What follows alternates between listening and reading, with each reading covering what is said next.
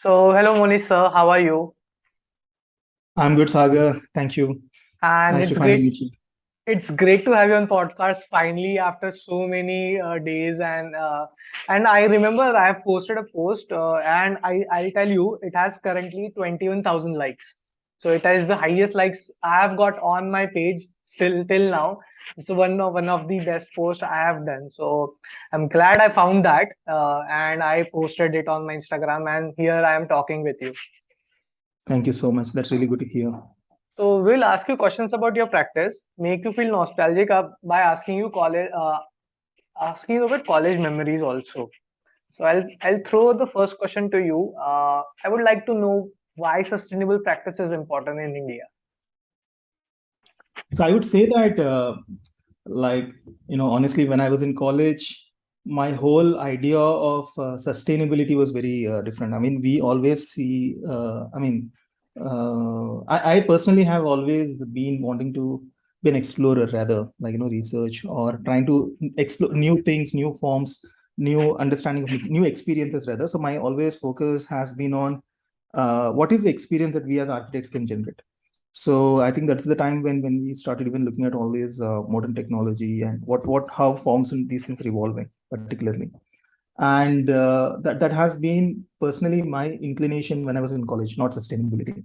But then once we got into the practice of understanding, especially with respect to, like, when you get hands-on in site and everything, and when you actually go to there are a lot of influences that you see, whether it is the material, the practice, when you go to site, I mean, how you see and how you realize, because obviously the aspiration is really high. You want to be like, one of the best, follow one of the best in the world. Like there's Santiago. For me, my best was Calatrava, Santiago Calatrava. Wanted to Yes. see how can we do such kind of replicate that kind of work in India. But then when you actually go hit the ground, you realize that okay, the reality is very different. It's not all that dreamy that you see on in the books. That time it was not all social media and Instagram. It was more about books. Like in library, you see the books, Yes.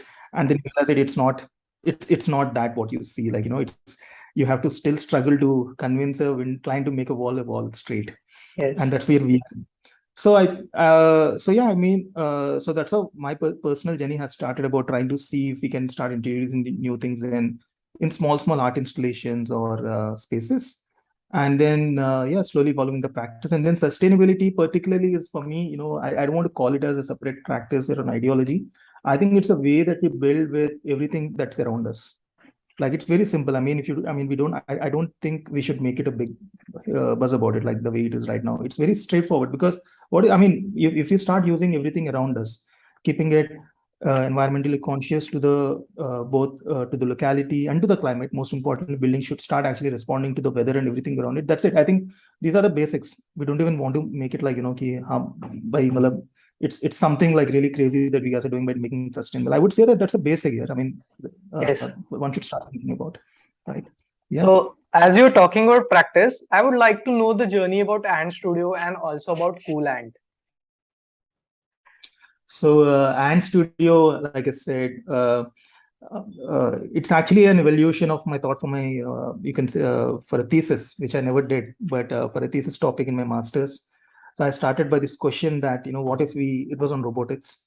So I was thinking, what if in the future there are robots that are actually sculpting the landscapes and making spaces like ants do, like carving out everything around us to build this beautiful, sculpted landscapes. So what will be the future be, so that you don't you I mean, that's, I think personally, if you look at how we as a civilization have started, we started with caves, right? And then slowly we started, our aspirations started growing, we started moving, then we wanted to cultivate agriculture, then again residences with agriculture. And I mean, it's an evolutionary process, but then we started with caves. So the whole idea is, in the future, what if with the machines and everything that we're talking about, we take the machines to the ground and make everything there without actually bringing materials and tools from anywhere in the world, like ant Correct. hills. So my idea was that so I came up with this cartoon thing of a hybrid of a robot and an ant. That was the title of my thesis. Great. But I would say, fortunately, that never happened for many reasons, and the thesis was did not go through. Then it became like, I don't care about it anymore. I want to make my practice like this. Let's Okay. try with this, the whole thing. If not thesis, I mean, we can do it in real.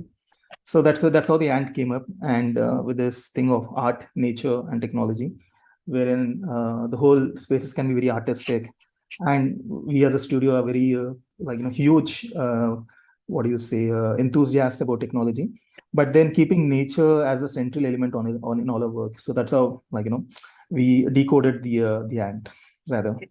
I can see the technology part definitely, and obviously a nature part also. Technology, talking about AI, I think you talked about that when you were doing your thesis. You thought about the technology, and yes, we are in the age now that technology is taking over some part of being a designer itself. So AI is doing its best right now. So I would like to also know about your funny college memories. So I'm digging into some previous nostalgic memories of your college. So yeah, I mean, especially with respect to this, the thesis and the talk we are having right now, I ended up doing my bachelor's thesis on using a Rubik's cube. Like, what if in the future? So in a Rubik's cube, you know that there are this billion possibilities of how you can configure it spaces. So I imagine that each of these cubelets, what if they become like spaces, and by according to the day and which place we are in, and the whole building can reconfigure so that you have a building that's absolutely kinetic. And that's what I ended up doing. But then the finally the I mean, I would say that the for me, when I look back, the funny memory is that I made a kinetic model for the thesis, Yeah. and it was working just before the jury. Oh. There were these all these motors and everything that were there, and it was very the whole model was very heavy. And just before the jury started, I can see some smoke coming from the model. Oh my God. So, and it stopped working. It was not working over there. I mean, now when I look back, it's funny, past, and so it's Yes, definitely something. It did not go very tragic, but yeah, technology could also go wrong, yes, yes, yes. So, yes. It happened with me also. I made a model in second year and I put all the LED lights so that from the windows the lights can emit out. And at the time of jury, it closed. So you know LED lights, they were like very cheap LED lights at that time. And I used them and at the time of jury, it went off. Crazy. So actually, Nice. my question to you, my next question was about your thesis. So you have already answered it, but I'll still ask you. I saw your TED talk, and one of the things which was in my head that was you design a staircase and client refused to pay you. And you also started with your thesis about Rubik cube. So if you can throw some light on both the events, both the parts. So, like I said, I mean, whenever um, I mean, thesis, like I already told you that it's a Yes. memory that we all want to take out. And when I first proposed this thesis to the jury, I mean, not to the jury, to the faculty, and we really had a struggle. I think I can talk the next 40 minutes about how it went. But in just there are 50% of the faculty who refuse to accept that it's a thesis. Imagine in an architecture school, you want to do a Rubik's cube and say that this is you want to put the spaces inside that. They thought I'm joking at first, and but then when I realized that I'm not joking, actually I'm serious about it. I'm going to spend my whole thesis. I actually got some kind of soft threats in between. If you continue to do this, you're not going to pass. You're going to continue the semester. But luckily, I think some faculty saw the seriousness around it, and something I'm trying to do, and they supported me, saying, okay, ultimately this guy, it's him who wants to carry forward the way he wants to do it, Mhm. and let him have that flexibility to do it. But in the end, it's up to the jury whether like it's the same thing is going to happen, and you might actually how you deal with it. You have whole semester to work towards that, and you might actually work you pass or fail. It's a risk you want to take it, but they allowed me to do it. And the same thing happened in the jury also. We have two jury. I don't want to take the names, but two amazing jury came up, and one jury, like from what I heard, he loved it, and I think I got really well. And the other jury was not at all satisfied, convinced about it. I just he gave me just 50%, and the average was okay. I mean, I passed still with good numbers, but Mhm. this is what always bounds to happen when you actually want to go out, get out and all. This is the risk that you want to take. It's not always that people will be ready to accept what Yes. you want to do. And the staircase is also a similar thing in a way that so I first came up with this idea of a fern leaf and started explaining him that this is how the staircase is going to be. I did not talk anything about the movement. I did not talk. It's a kinetic staircase wherein the Mhm. leaflet was supposed to move the whole Yes, yes. staircase thing. And then I have shown the idea to him, the sketch he really liked, and but I did not tell him that it's going to move. So and so I started making it and everything, and then finally the leaflets are moving, the railing and everything started to move, and he really liked it. He's like, "Wow, this is super cool," you know. And so I started telling him that, you know, and it costed around, I remember that time, 2.5 lakhs or something for Oh that my. part, that much.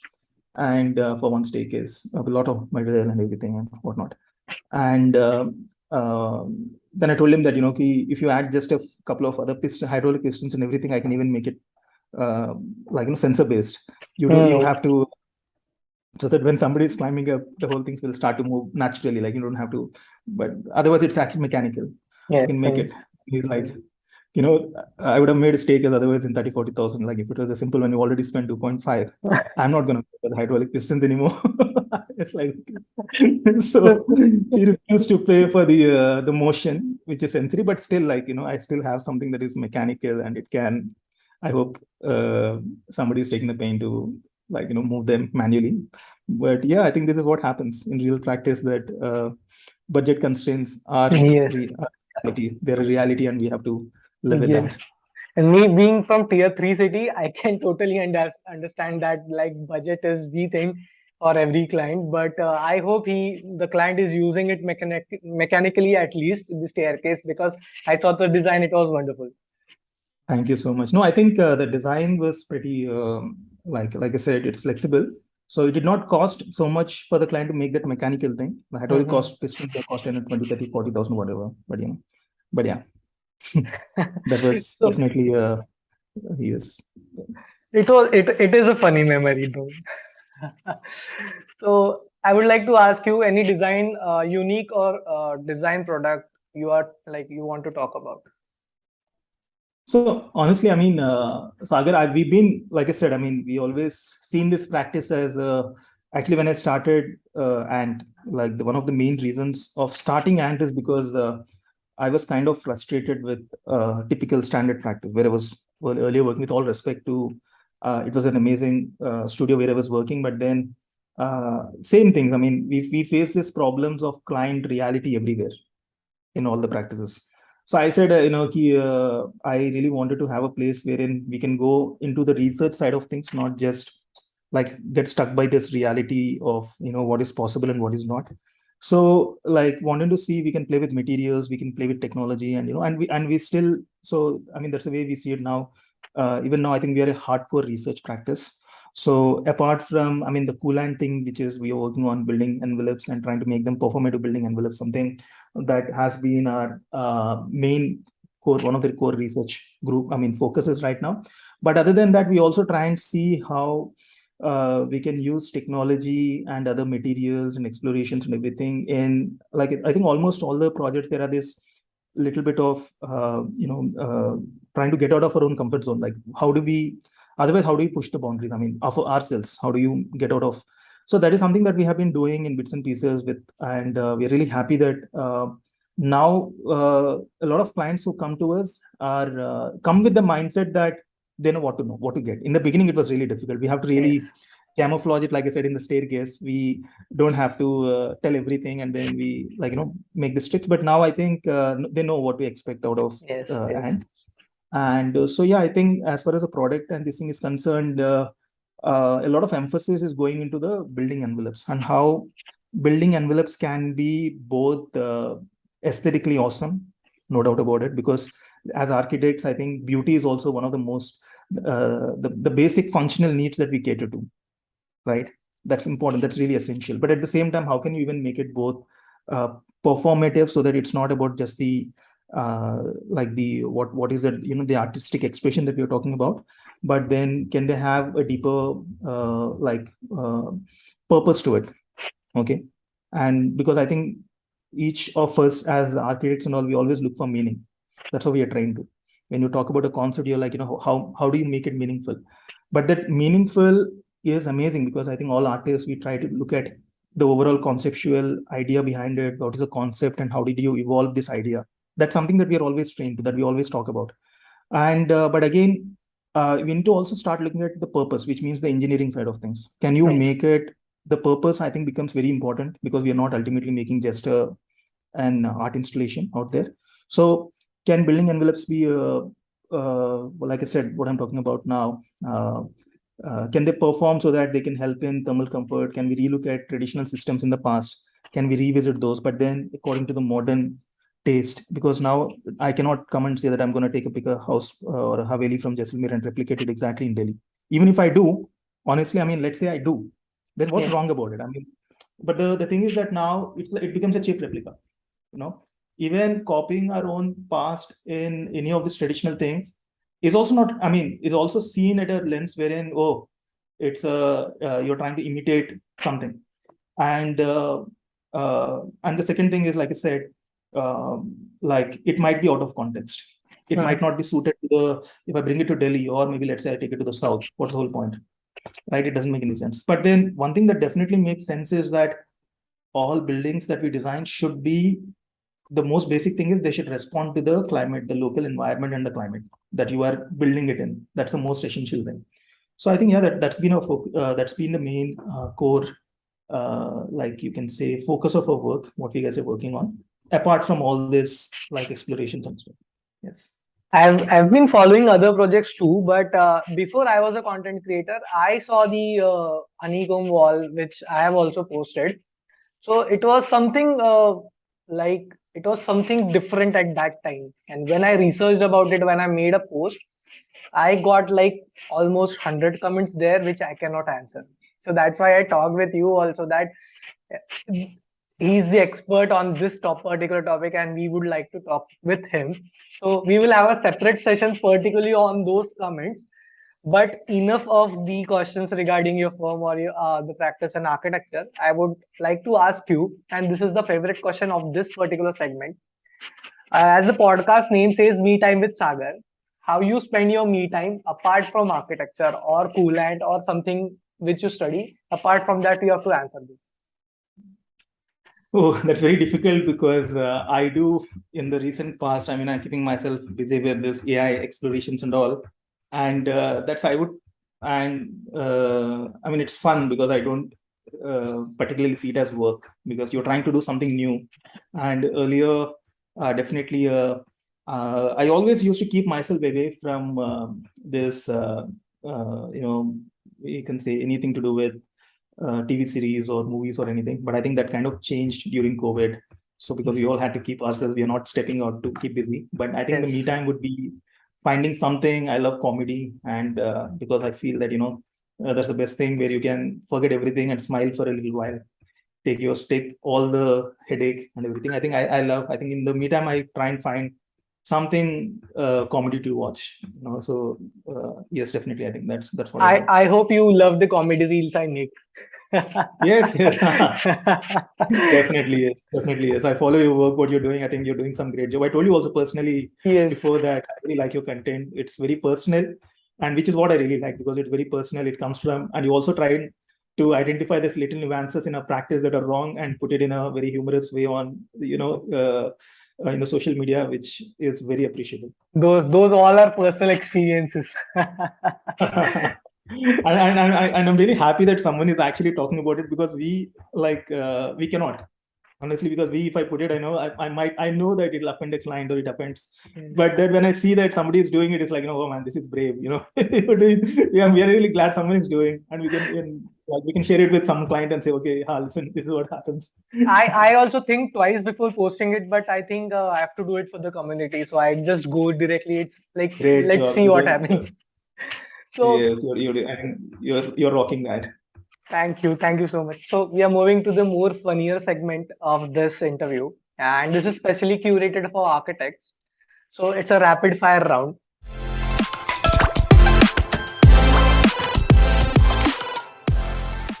And the round would not let you like get you into any trouble, so please trust me on that. So it's a funny rapid fire round. So Sure, sure. the first question to you is a studio you would love to collaborate who are into sustainable design. Sustainable design that I would like to collaborate with. Hmm. Venu Daniel. Okay. Sustainable product or design which caught your eye. Tava planter, Okay. If not an architect, what else you would be? astronaut. Oh, I would like to know more about it now. Definitely. Always as a kid, I actually wanted to. I still love stargazing, and I mean, one of my favorite series that I recently saw is Cosmos. I think if any of my friends are hearing this, they'll laugh at it because I've been a huge advocate of Cosmos. I ask everybody of them to see and watch, even their kids to see that, and all of it. Okay. Recently, my studio gifted me a telescope for my birthday. Oh, All these wow. guys. So I really love the Cosmos, especially, and I think it's amazing. It's I think when I look at it, the way I see it is that we are just a microscopic dot in the universe. We are Yes, just yes, like yes. so insignificant. I think one like that, and then so it amazes me when we look at the scale of how things are above us. When you fly in a sky in an aeroplane, you look at the size of the cloud, just the cloud. They're just puffy and huge, and it's amazing. No, I mean, what is it? We are just like an ant Yes. probably in the sky just flying around. I think that's a skill so that really amazes me. And so definitely, I think it was since when I was a kid, and I spent a lot of my childhood days in my grandparents' village, and we used to sleep on the terrace watching the stars. And so I always wanted to be an astronaut going into the sky and like probably researching on these planets and all of that. But unfortunately, when I graduated, I did not come across good universities, at least not that I were aware of back then. So there was a limitation, both knowledge-wise and all of that. So, and architecture became like the second, but I'm still very happy about it. So yes, But now astronaut. when AI is in place, are you designing something with AI on Mars? If you look at my initial post that I have done, it was about flying in the sky, all of these like buildings in the, yeah, I have already done that. Like my first few explorations were actually with like flying houses or in the clouds. What if clouds became like a house? So the whole house in the cloud actually making a habitat. So cloud, it's like sculpting the landscape. What if you're sculpting the clouds to make a habitat inside that? So I tried those explorations naturally. I think the first few were actually that. So yeah, I mean, definitely Mars is uh, doable now with AI. So now, So so now I know the backstory. I can just go and check and again connect with those images properly. yes, you can see where So, the thoughts are coming from. so a funny question for you. Aside with the missing contractor and or an all-nighter at the studio correcting the drawings, which is more terrifying for you? More terrifying is actually like we were talking about the clients earlier, collecting the payments, man, not not the drawing. So I don't think it's the drawings because see a lot of work that we guys do, and while I think we are very obsessed about good drawings. Yes. So all us today, I think in the beginning we have this 2 weeks kind of initial orientation session with anybody that joins to focus on good drawings. But then beyond that, it's like we're happy with what outcomes and all. And I'm sure no matter how perfect you are, even I make mistakes. Everybody makes mistakes. So like sometimes when I look at a drawing, my priorities of looking at a drawing are different. Even when I'm actually in the seat of checking the drawings. So Mhm. sometimes I can overlook at it. So if somebody is drawing, I'm sure they'll make some mistakes. So I think we are pretty much open to that, but at the same time, not to repeat the mistakes. That's what I tell all my teammates that okay, it's okay to make mistakes, but don't repeat them. Yes. So then it becomes a habit. And we all go to sites and get a lot of things done. And sometimes like we actually I insist on this thing that whether you're making a drawing or making done on site, it's you who are making it. So don't fall in love with the drawing that you created, that you think that it cannot change when you go to the site. You have 100% flexibility to change anything. But as long as you come back and make the drawing according to that, because we all need to have a documentation to submit later to refer to. So I say it's okay to change because you are in control of the drawing. So drawings and these things are okay. That's not a big deal. We go and then you enjoy the site, make it as per you see something in scale. When I realize that when I actually at site, you feel oh, this becomes super cool when you make a curve or whatever we are building in a different manner. I say go for it. Like Yeah. follow your heart and make it. But then I made this mistake in the beginning of my career. Like I remember that I have done for one project, I really wanted to get hands on and then do everything on site. So even electricals and everything I marked on the shuttering. I stood on the shuttering and marked every electrical point and everything. Okay, I loved that experience. I was so happy about it. I started bragging about it to my friends. All amazing, good. Then I came back after a few months. Then client told me that, I want to know where the pipes are going inside the. Give me the drawings. Hand over the drawings to me. I want to have the this thing. That's when it struck me. I did not tell them that I don't have a drawing because I said I marked everything. But they were like, no, if you want to change something in the future, Mhm. what will you do? Right? And then, as expected, bad things happen to good architects. So, so one guy went in the toilet and he put a drill in that bloody pipe, in the Oh. plumbing pipe or something, and it started leaking. I mean, some pipe, and then it started because these guys do it. So that's what the learning tells you, that while as adventurous as everything that you can be, which you are supposed to be, which is good. But that's what I teach my kids, that I mean, now whoever is coming in, do whatever, but make a drawing, come back and make it so that you know that there is a pipe going inside. That's what is more important. So yes, so this is what happened. So these are Definitely the, the yeah, but I wouldn't say these are definitely skills. yes. So sorry. Definitely the payment part is terrifying. That getting payment from clients on time, it's a terrifying thing, and yeah, we all are facing it. Yes. I think the whole community faces that. Yes. So So, my question, next question to you is a place or city you would love to design a building.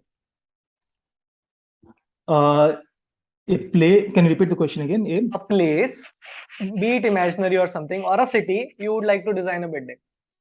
Oh, design a building. Always something like where is nature around. So maybe in the hills, and I mean, when already things are really beautiful and crazy going on. So I think I would love to design in the hills, and we have some projects over there, but always away from this like crazy cities and all of it. Yes, or on a beach with a hill. That's, I think, like Barcelona or something. Barcelona, I would love to design because Please, it has both the sea and the hills. please Yes. invite me also. It's Gaudi's city, man. I mean, can you imagine Yes, what he must have experienced Barcelona? So I think definitely in Barcelona. Yeah, I think yes, I'll go with Barcelona. Yes, yes. yes. Okay. So the last question and the most difficult one: items you cannot live without. I cannot live with it. I think recently mobile phone, we're all now stuck to it.